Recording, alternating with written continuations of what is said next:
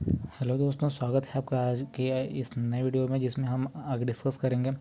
कल जितने टॉपिक हो चुके थे, आज हम इस वीडियो में आगे के टॉपिक के बारे में बात करेंगे। कल हमने देख लिया था कि तारे बनते कैसे हैं, टूटते कैसे हैं, तारों में ईंधन क्या होता है, तारे ख़त्म होने से पहले उसमें क्या क्या संभावनाएँ होती हैं, क्या क्या घटनाएँ होती हैं। ये सारी चीज़ें हमने देख ली, हम देख चुके थे।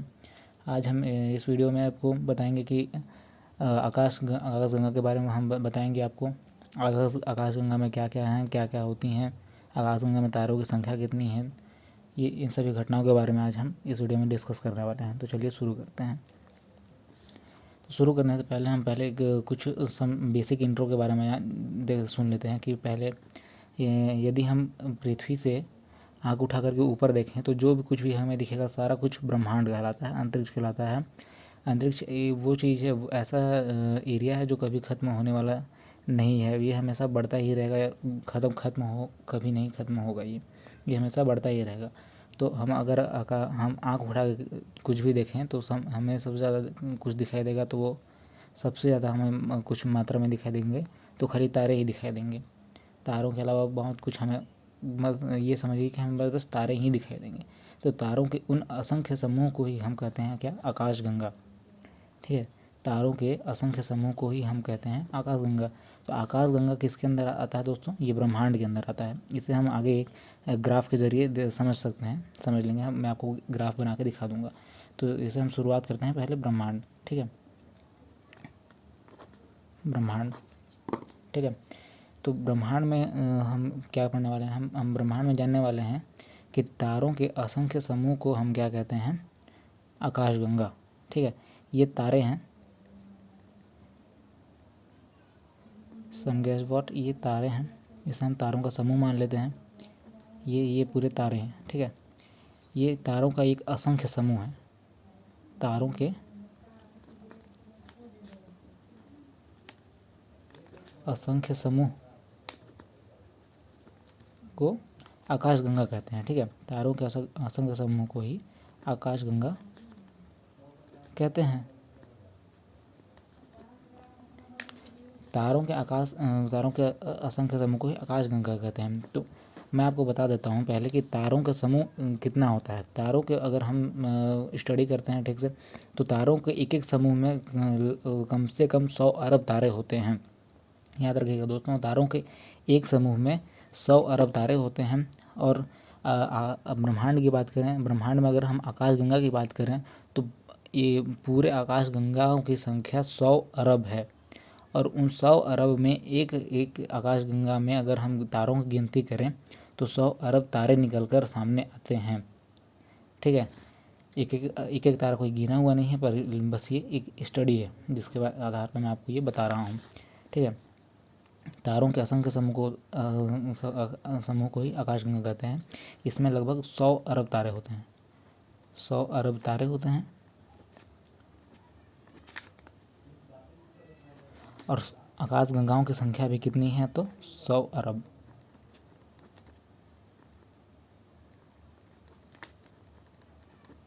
100 अरब आकाशगंगा हैं। और पर आकाशगंगा में, एक एक आकाशगंगा में तारों की संख्या 100 अरब होती है। ठीक है, तो अब हम आपको आकाशगंगा बना करके दिखाते हैं। और उसी आकाशगंगा में कहीं ना कहीं हमारी पृथ्वी भी आती है। तो 100 अरब आकाशगंगा हैं, तो 100 अरब आकाशगंगा हम यहाँ पर नहीं बनाने वाले हैं। हम कुछ ही आकाशगंगा बनाएंगे और उन्हीं आकाशगंगाओं के बारे में हम यहाँ डिस्कस करने वाले हैं।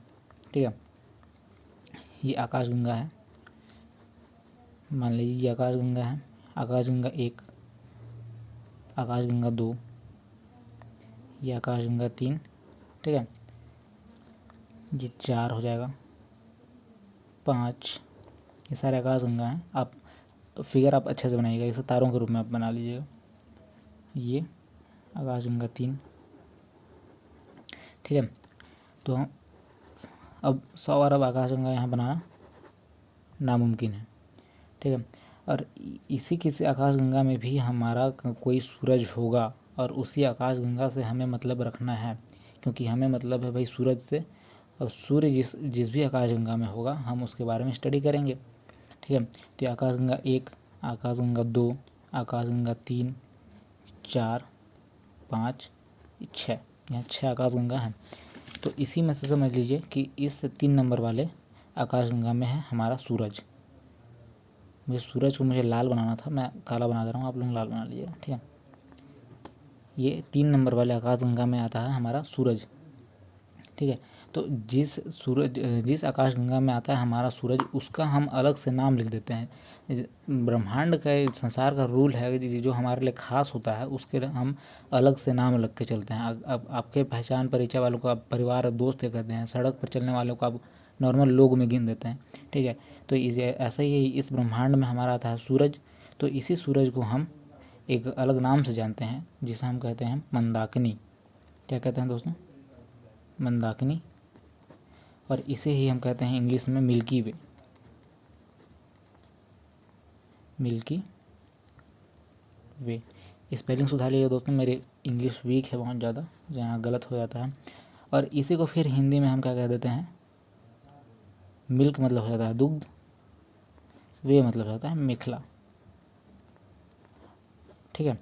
आप लोग ज़्यादातर इंग्लिश कीवर्ड पे ध्यान रखिएगा, क्योंकि इंग्लिश का ऑप्शन बहुत ज़्यादा सरल होता है, वो एक ही बार में टिक लगा दीजिएगा। अब हिंदी में देखिएगा तो फिर मंदाकिनी, फिर दुग्ध मेखला, फिर और हिंदी में कई सारे नाम आते जाते हैं। इंग्लिश में याद रखिएगा मिल्की वे, सटाक से एक बार में टिक, ठीक है। हिंदी में जैसे हो जाता है पैर, उसी में और क्या कहेंगे उसको, जांग, फलना ढमका। और इंग्लिश में एक बार कहा तो लेग्स, ख़त्म कहानी। उससे अच्छा आप इंग्लिश में याद रखिए, वो आपके लिए बेस्ट होगा, ठीक है।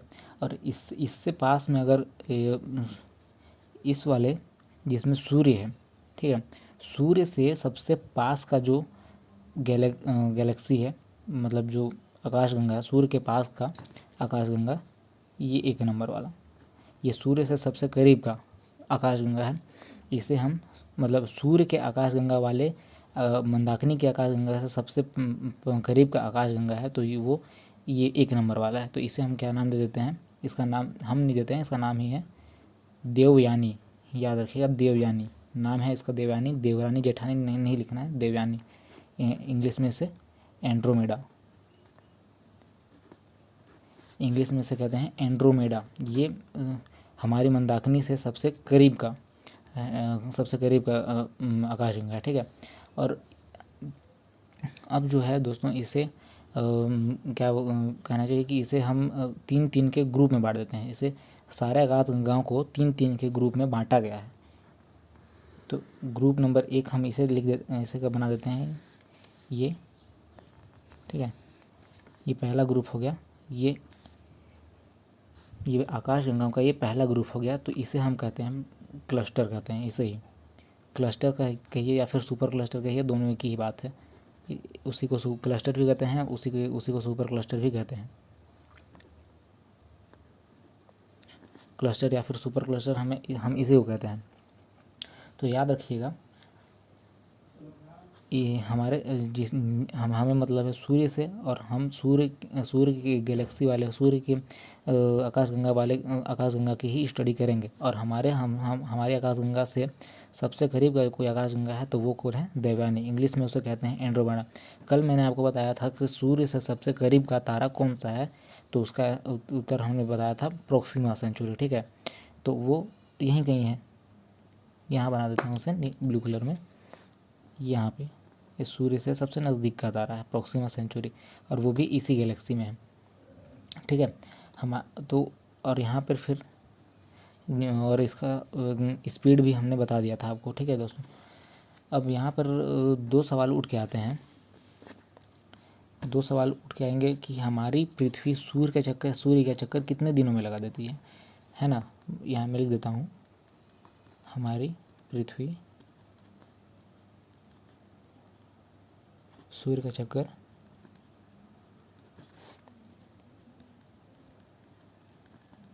कितने दिनों में लगा देती है?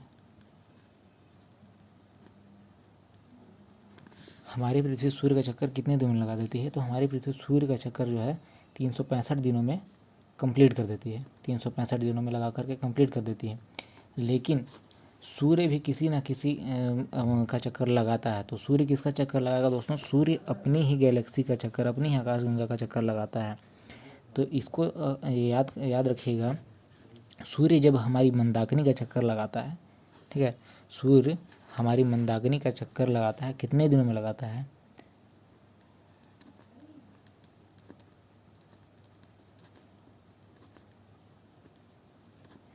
ये बहुत ज़्यादा कोढ़ियाई धीरे धीरे धीरे धीरे लगाता है चक्कर। इसको चक्कर पूरा करने में 25 करोड़ साल, समझ गया ना कितना टाइम लग जाता है? 25 करोड़ साल। सूर्य को मंदाकिनी का चक्कर लगाने में 25 करोड़ साल का वक्त लग जाता है। और ये इसे ही हम इसे सवाल पूछा जाता है कि सूर्य जब मंदाकिनी का चक्कर 25 करोड़ साल में पूरा कर लेता है तो इसे किस नाम से जाना जाता है? तो इसे हम कहते हैं cosmic year. Cosmic YEAR, Hindi English हो गया, कॉस्मिक ईयर। ठीक है, सूर्य को मंदाकिनी का चक्कर लगाने में 25 करोड़ साल का समय लगता है, इसे ही हम कहते हैं कॉस्मिक ईयर। लेकिन हम जो हैं सूर्य का चक्कर लगाते हैं तो उसे हम क्या कहते हैं? Solar year.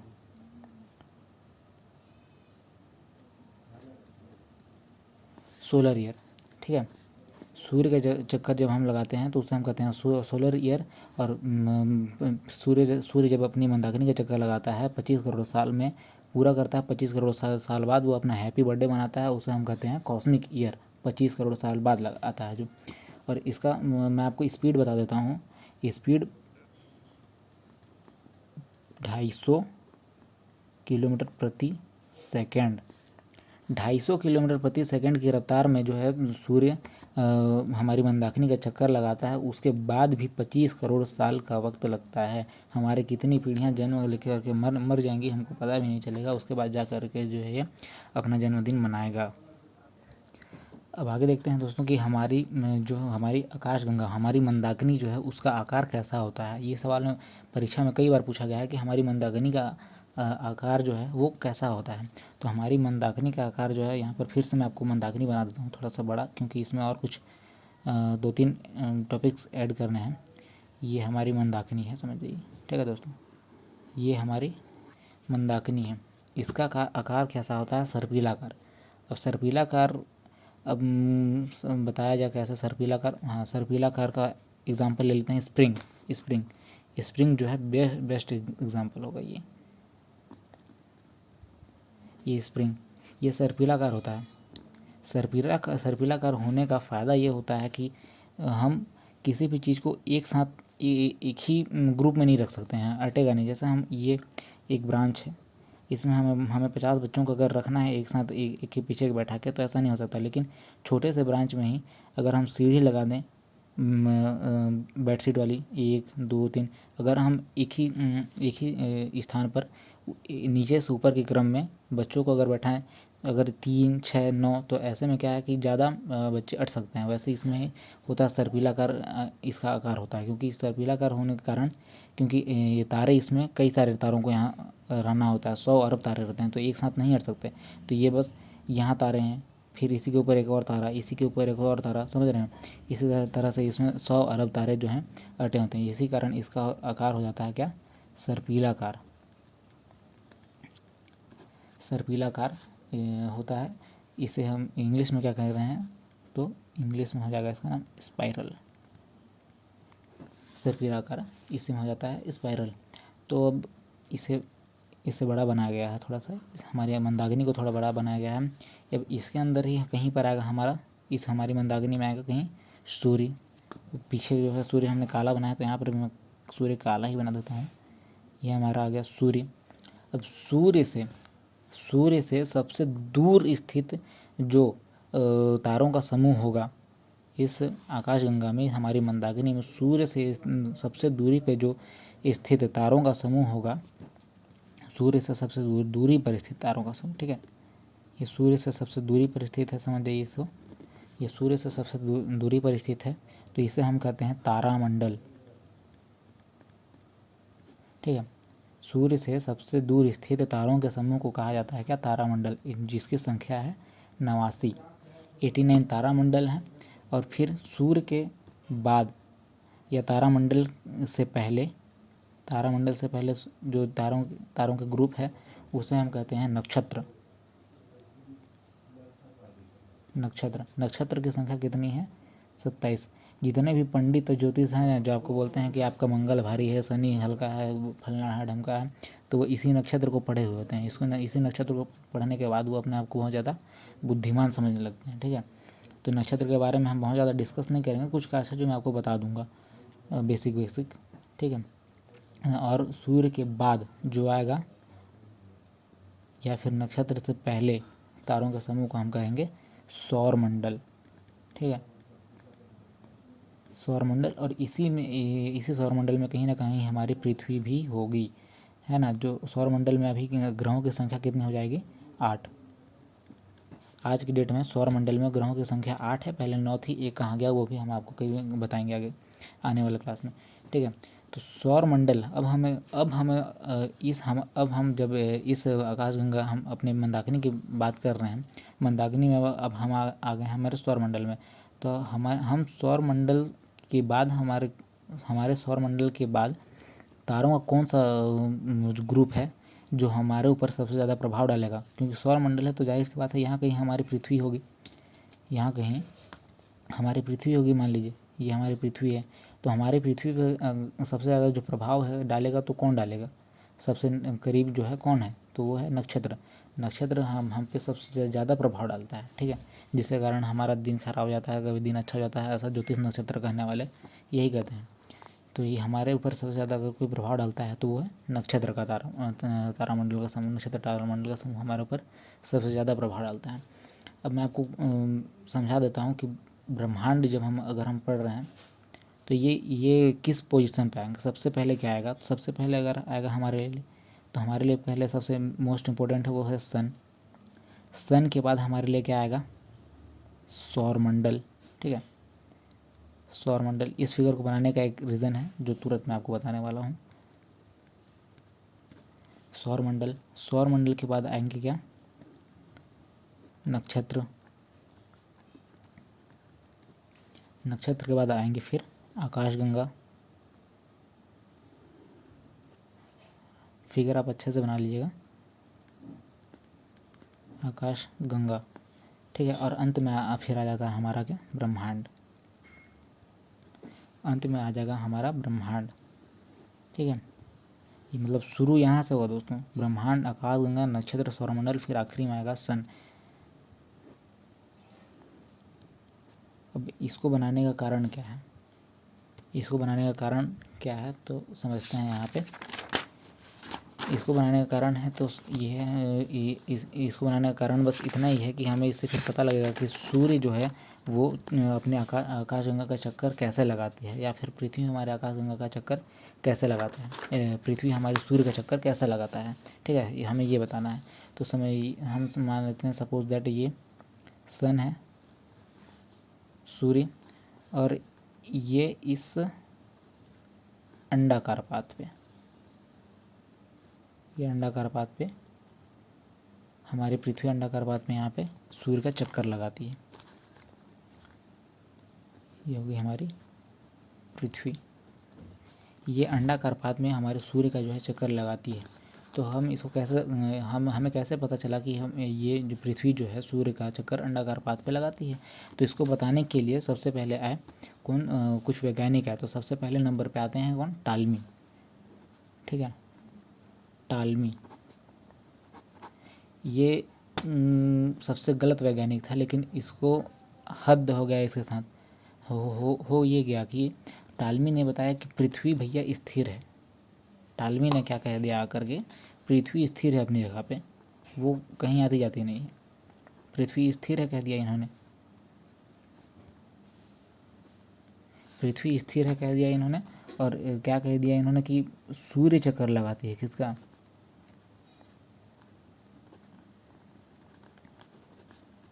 सूर्य चक्कर लगाती है हमारी पृथ्वी का। इन्होंने कहा कि पृथ्वी स्थिर है लेकिन सूर्य चक्कर लगाती है पृथ्वी का। तब जा कर के जो है जब सूर्य पृथ्वी के दूसरी ओर होती है तो फिर रात हो जाता है, फिर जब इधर आ जाती है तो फिर दिन होता है। मतलब सूर्योदय और सूर्यास्त के होने की स्थिति को इन्होंने बता दिया कि पृथ्वी स्थिर है, सूर्य पृथ्वी का चक्कर लगाती है, तब जाकर कहीं सूर्योदय होता है और तब कहीं जा कर के सूर्यास्त होता है। इस सिद्धांत को टालमी ने दिया, और इसको लोग भगवान मानते रहे कि भैया टालमी भगवान, टालमी भगवान। कब तक मानते रहे इसको? 800 साल तक। 800 साल तक ये सिद्धांत जो है चलता रहा। ठीक है। इसके बाद आए कौन? कॉपरनिकस। इन्होंने कुछ सुधार किया। कॉपरनिकस आए और इन्होंने कुछ सुधार किया। इन्होंने बताया कि भैया पृथ्वी जो है सूर्य चक्कर नहीं लगाती है। इन्होंने कहा पृथ्वी चक्कर लगाती है। किसका चक्कर लगाती है? पृथ्वी चक्कर लगाती है। तो किसका?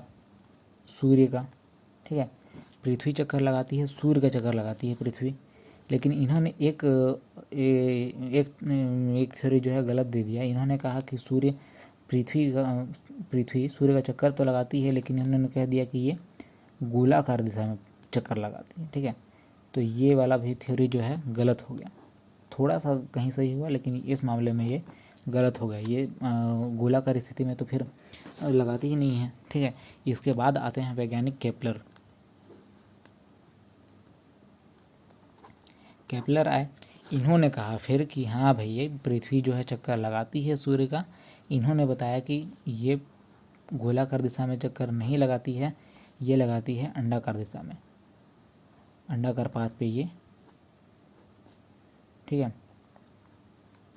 चक्कर लगाती है सन का। पृथ्वी जो है सन का चक्कर लगाती है अंडाकार पाथ पे। इसको अंडाकार ना कह करके जो टेक्निकली रूप में जो वैज्ञानिकों ने नाम दिया है उसे कहते हैं दीर्घवृत्ताकार। दीर्घवृत्ताकार इसे कहते हैं इलिप्टिकल। इंग्लिश में इलिप्टिकल, दीर्घवृत्ताकार, इलिप्टिकल। ठीक है। अब इन सब को सिद्ध किसने किया आकर के? इन्होंने बस बता दिया था कि ये इधर चक्कर लगाती है, ये उधर चक्कर लगाती है, लेकिन किसी ने देखा नहीं था। बस अपने अपने मत के अनुसार इन्होंने जो है लगा दिया था। इन लोगों को मेन जो है इनके थ्योरी के मेन अनुमति मिली, मेन जो है ठप्पा लगा कि हाँ ये सही है, इनको बताया आकर के गैलीलियो ने। नाम भी आप लोगों ने कई बार सुना होगा, गैलीलियो चचा कह करके, गैलीलियो ये आए और इन्होंने खुद का एक दूरदर्शी बनाया। ठीक है। ये गरीब वैज्ञानिक थे। ये दूरदर्शी खरीदने गए थे, तो इनके पास पैसा ना होने के कारण इन्होंने घर पे ही अपनी ही एक दूरदर्शी बनाई। और इन्होंने फिर पृथ्वी से जब आकाश की ओर देखा, ब्रह्मांड की ओर देखा, तब इन्हें पता चला कि हाँ ये केपलर का कहा हुआ सिद्धांत जो है वो सही है। पृथ्वी सूर्य का चक्कर लगाती है, दीर्घवृत्ताकार दिशा में ही लगाती है। ये इन्होंने सिद्ध कर दिया, गैलीलियो ने सिद्ध कर दिया सिद्धांत को। सिद्ध कर दिया क्या? सिद्धांत सिद्ध कर दिया इनका। ठीक है। इसके बाद इसके बाद जो आते हैं वो है हब्बल। ठीक है। हब्बल, इनका पूरा नाम है एडमिन हब्बल। व्हाट्सएप ग्रुप के एडमिन नहीं है, ये है एडमिन हब्बल। इन्होंने गैलीलियो के सिद्धांत को भी सत्यवादी कर दिया। इन्होंने बताया, इन्होंने क्या किया कि अपना ही एक दूरदर्शी बनाया और उनको क्या किया कि वो उसको अंतरिक्ष में छोड़ दिया। मतलब वो टेक्निकल वाला एक दूरदर्शी बनाया जो तरंग छोड़ता है, तरंग लेता है, तरंग देता है, इस टाइप से सिग्नल पे वो काम करने वाला एक अपना एक टेलीस्कोप बनाया और इन्होंने उसे अंतरिक्ष में छोड़ दिया, जिसके मदद से हम जो है पृथ्वी पर ही बैठ कर ही उनके दूरदर्शी के सहारे वो ब्रह्मांड में क्या हो रहा है क्या नहीं हो रहा है ये हम इनके दूरदर्शी के सहारे हम यहाँ पर बैठ कर ही देख सकते हैं। तो ये आया ना, तो फिर इन्होंने केपलर, कॉपरनिकस, केपलर, गैलीलियो, इन्होंने सारे थ्योरी को इन्होंने जो है सत्यापान दे दिया। लेकिन सबसे गलत अगर हम किसी को कह सकते हैं वो है टॉलमी। ये इसका सिद्धांत जो है पूरी तरह से गलत साबित होता है, ये कहीं से भी मेल नहीं खाता है। ठीक है। तो आज के लिए हम यहाँ पर अपने टॉपिक को यहीं पर स्थगित करते हैं। तो कल जब हम अगले टॉपिक को स्टार्ट करेंगे तो हम इसके बाद इसके आगे वाले होने वाली घटनाओं के बारे में बात करेंगे। ठीक है। तो इसमें कुछ जो है सवाल पूछे जाते हैं, जो हैं तारों के समूह को क्या कहते हैं, तारों को एक समूह में कितने तारे हो सकते हैं, आकाशगंगाओं की संख्या कितनी होती है, हमारी मंदाकिनी से सबसे करीब का अगर कोई आकाशगंगा है तो उसका नाम क्या है, हिंदी इंग्लिश में देख लीजिएगा। ठीक है, हमारी मंदाकिनी को और क्या क्या नाम से जाना जाता है, तो एक ही नाम याद रखिएगा, मिल्की वे सबसे बेस्ट है। ये बहुत ज़्यादा याद रखने की ज़रूरत नहीं है। हमारी आकाशगंगा, आकाश हमारी नहीं, आकाशगंगाओं का आकार कैसा होता है, वो सारे गंगाओं का आकार ही सर्पिलाकार होता है। सूर्य जो है अपनी हमारी आकाशगंगा का चक्कर कितने दिनों में लगा लेती है, कितने सौ सालों में लगा लेती है, तो 25 करोड़ साल में ये चक्कर जो है पूरा होता है, जिसे हम कॉस्मिक ईयर कहते हैं। ठीक है, ये बस एक ग्राफ है जो इसको समझाने के लिए बनाया गया था। तो किसने बताया कि पृथ्वी जो है चक्कर लगाती है सूर्य का, सबसे पहले किसने बताया, तो उन्होंने बताया कॉपरनिकस।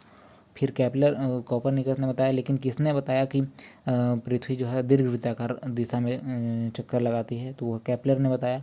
इनके सिद्धांत को सत्यापित किसने किया, तो गैलीलियो ने अपना ही दूरदर्शी बनाया।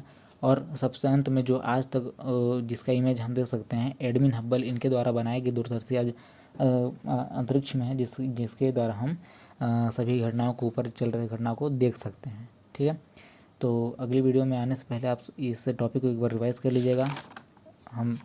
इसके बाद हम आगे के टॉपिक को फिर से स्टार्ट करेंगे। थैंक यू दोस्तों।